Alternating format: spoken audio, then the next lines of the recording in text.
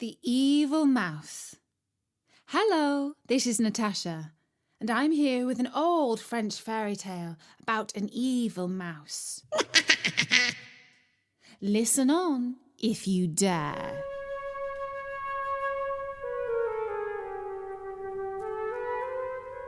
One night, a prince and his hunting party rode through a forest by torchlight. The dogs were on the trail of a fawn. The little creature darted across a stream and hid itself among some bushes. But the pack of hounds did not run her down. Instead, they stopped by the stream and gathered around something else they had unexpectedly discovered. The prince rode up and jumped down onto the ground. He parted his way through the pack, and only now did he see what they had found. A young girl lay by the side of the stream. He knelt down and felt the pulse in her neck. She was alive, just. Her clothes were simple, but when he held her hand in his, he saw that her skin was fine and white, and her nails were carefully manicured. "Lady, wake up! You should not sleep here. There are wild beasts in the forest who may harm you." But she did not wake. The prince called for his men to cut down some branches, to tie them together and to make a stretcher.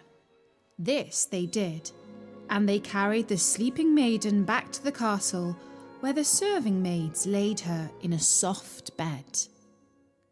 An entire day and night went by before she awoke. When the prince heard the news that she had opened her eyes, he went to her room and knelt down by her side. "Have no fear," he said, "for you are safe here." As she turned her lovely head towards him, her large eyes filled with tears, and she said imploringly, "I am truly afraid, but not for any of the reasons that you might suspect. The person I fear more than any being from the natural or the supernatural world is myself. Yes, I am the one I fear, and so should you. Do not trust me. I will not repay your kindness well. If you are wise, you will turn me out. Do this, I beg you. Send me away from your lovely castle before I do you harm." The prince smiled and said, "Fair maiden, you do not seem to me like one I should fear. You've been unwell, and you've had a bad dream, that is all." "Oh, how I wish it were true!" exclaimed the girl. "I will give you my story, and when you have heard it through, tell me then if it sounds like a dream." The prince agreed to her proposal. He settled himself in his chair in the corner of the room and listened to what the young girl had to say. "My name," she said, "is Rosalie, and I am a few days short of my 16th birthday. Until recently, I lived with my good father. He always treated me gently, and in the main I returned his generosity and kindness with obedience, as a good daughter should. But there was one occasion when I disobeyed his orders, and oh, how I regret my foolish actions. It was my childish curiosity that got the better of me. We lived in a large house surrounded by a lovely garden. I wandered freely wherever I wished, except to one place where I was forbidden to go. At the bottom of the garden there stood a little shed. Every morning before breakfast, my father visited that shed. When he left it, he locked the door firmly behind him and placed the key in his pocket. Many times I asked him what was inside the shed, and he always replied, "Rosalie, do not ask, and if you respect me, do not try to satisfy your curiosity on this matter. On no account must you ever go inside the shed." "Yes, father, I promise," I said. And for many years I kept my word. until one day, after my father left the house wearing his best suit, I noticed that he had placed the key to the shed on the side table. It was large and rusty, and no doubt would not have fitted easily into his suit pocket. I looked at the key for a long time and wondered, why does father not want me to look inside the shed? Surely he does not have a prisoner inside there, for he is too kind for that. And if there were some wild, ferocious beast, would I not hear it roar? Could it be that I have a relative, some family member of whom he is ashamed of for some reason? Is that possible? If that is so, I have a right to know, and if I do not take this opportunity to find out, I might never discover the truth of his dark secret. And so, with great trepidation, I picked up the key and I walked slowly but determinedly down the garden path to the shed. When I reached the wooden building, I turned the key in the lock. It was stiff, but I managed to release the bolt. I pushed the door open a little way and called out, "Is there anyone inside?" I thought I heard a little squeaking sound. I put my ear closer to the gap in the doorway, and I heard a song. A lonely prisoner I pine, no hope of freedom now is mine. I soon must draw my final breath, and in this dungeon meet my death. So it's true, I said to myself. Here is the unfortunate creature whom my father holds captive. Tapping softly on the door, I said, "Who are you, and what can I do for you?" Open the door, Rosalie. I pray you, open the door. But why are you a prisoner? Have you committed some crime? Alas, no, Rosalie. An enchanter keeps me here a prisoner. Save me, and I will prove my gratitude by telling you who I truly am. My hand trembled as I pushed the door fully open. I peered into an apparently empty shed. Then I noticed something scuttling across the floorboards towards me. It was a horrid little mouse. A dirty grey colour he was, with a disgusting tail like a piece of string. I froze to the spot. The mouse stopped by my foot and looked up at me with his piercing red eyes. Rosalie, he said in his evil little voice.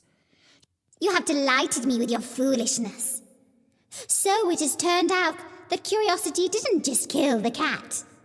It has been the downfall of you and your father. I began to sob. "What do you mean, little mouse?" I asked. "What have I done that is so wrong?" Nothing, exclaimed the mouse. Your disobedience of your father turned out wonderfully for me. I am the fairy who goes by the name of Detestable. It is a name that suits me well, because all who are foolish, gentle, and good detest me.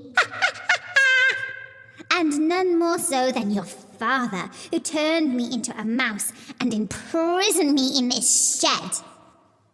Now you have broken your word to him, and you have followed my commands to the letter. You are in my power, Rosalie, and from now on must do all that I say. "I shall not," I exclaimed. "Why should I obey you? You are just a wicked little mouse." You shall soon see about that, he squeaked, and he ran towards the house. I chased the dirty rodent and tried to crush him in the door, but he slipped inside. Then I grabbed a broom with which to beat him, but it immediately burst into flames and burnt to ashes. Next, I seized a kettle of boiling water and poured its contents over my tiny enemy. But as the water fell to the floor, it transformed into cold milk and formed a puddle on the stones of the kitchen. It's no use, squealed the mouse exultantly. You can't kill me because I'm a fairy. And now you must do as I say. Go to the fire, light a taper, and burn down the house. I shall not, I said, but already I felt my resistance was weakening. I could not help myself. And I admit to you that this part only of my sorry story felt like a dream. I did as the detestable little creature said. I went to the fire, lit a taper, and then I used it to set alight to the thatch of the house, which overhung the window. It had been a dry summer, and the roof caught fire quickly. Soon an almighty blaze took hold of the building. What have I done? What have I done? I exclaimed, and I ran out of the house, down the garden path, and into the forest. I kept on running through thickets and briars until I came to the stream where you found me. There I fell into a deep sleep. Now do you believe me? Am I not the most disobedient and ungrateful child who ever lived? Does my wickedness not fill you with repugnance? What are you waiting for? Why have you not turned me out? The prince sat still for a moment. Then he said kindly, You asked me at the start of your story to judge if your tale has the ring of real life, or if it sounds to me like a terrible dream. I have listened to all you have said, and while the strength of your feelings and your sincere horror makes every word seem true to yourself, to me, who is not so close to this story, it has the quality of a fairy tale. I have no fear of a fairy disguised as a mouse. Such characters are invented by nurses to scare their children into obedience. It is no doubt something you heard when you were very little, and it has returned to you in your fever as a vivid dream. I am not a doctor, but I prescribe chicken broth and lots of rest. In a few days' time, your strength will be restored, and you will see this story through my eyes for what it is, a bad dream. Rosalie was too weak and weary to argue any more. She was soothed by these kind words of the prince, and comforted by the softness of her pillow and the warmth of her covers. Soon she fell back into a gentle sleep. A few days later, as the prince had predicted, she felt recovered and strong enough to walk around the garden. There she found many pretty flowers and sweet singing birds. Her nerves were soothed, and she felt happier than she could remember. Eventually she came to a tall tree that was wrapped in a cloth. She felt a burning curiosity to see what the tree looked like under its covering. Although she knew she should not do this, for she was a mere guest in the castle, she slipped her fingers between the gaps in the canvas and undid the studs that held it together. Suddenly, there was a clap of thunder, and the cover fell to the ground. Rosalie stood back and stared in amazement.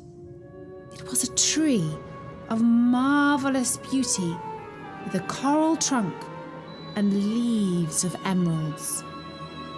The fruits were of precious stones of all colours: diamonds, sapphires, pearls, rubies, opals, topazes.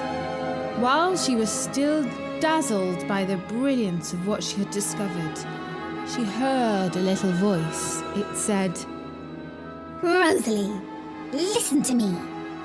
Go to where the gardener has set up a bonfire to burn the old leaves. Fetch flames from the fire and burn down this tree. Do as I say, Rosalie. Do not resist, for you will only tire yourself out if you fight me. You are in my power. You have no choice. And again, as if in a dream, Rosalie did as the little mouse said and went to fetch the flames. She set light to the wonderful tree, and surprisingly soon its trunk and branches were a heap of ashes on the ground. Some little goblins appeared, and following the directions of the mouse, they picked up the precious stones and leaves and carried them off. Rosalie watched on helplessly. When the goblins and the mouse had disappeared from sight, she sobbed hot tears and tore at her dress. I have betrayed my host who was so kind to me, the charming prince who, if I'd only played my cards right, might have brought me joy and happiness for the rest of my life. Oh, what a fool I am! I should not blame that magical mouse, for he cannot help but being evil. It is I who am my own worst enemy. When she had made this speech to none but herself, she ran out of the garden and into the fields behind the castle. She ran and she ran, this time determined to find a lonely spot where she could fall into one last dreamless sleep. It was not long before the gardener discovered the ashes of the tree. He informed the prince, who immediately understood that Rosalie was the one who had done this terrible deed. A guard had seen the girl running across the fields. The prince ordered the stable boy to fetch his horse and his best hunting hound. A maid brought the pillow on which Rosalie had laid her auburn curls, for it bore her scent. The hound was soon on the trail. They rode across the field and out onto the moor.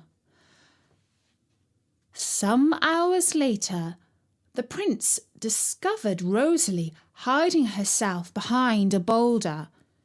She had stumbled, twisted her ankle, and could run no further. I am so sorry, she cried out. I could not help myself. The prince dismounted. I know, he said. There's no need to tell me. An evil mouse commanded you to burn down the tree. It was a thing of marvellous beauty, planted by my great-grandfather, who they say had magical powers. You don't believe me, do you? Said the girl.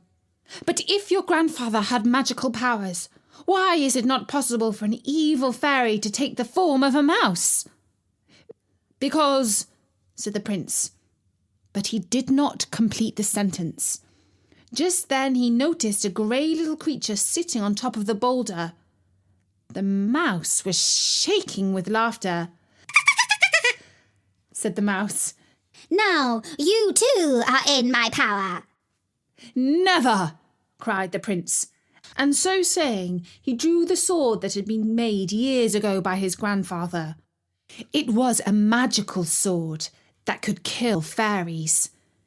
And with a swipe of its sharp blade, he cut off the head of the evil mouse.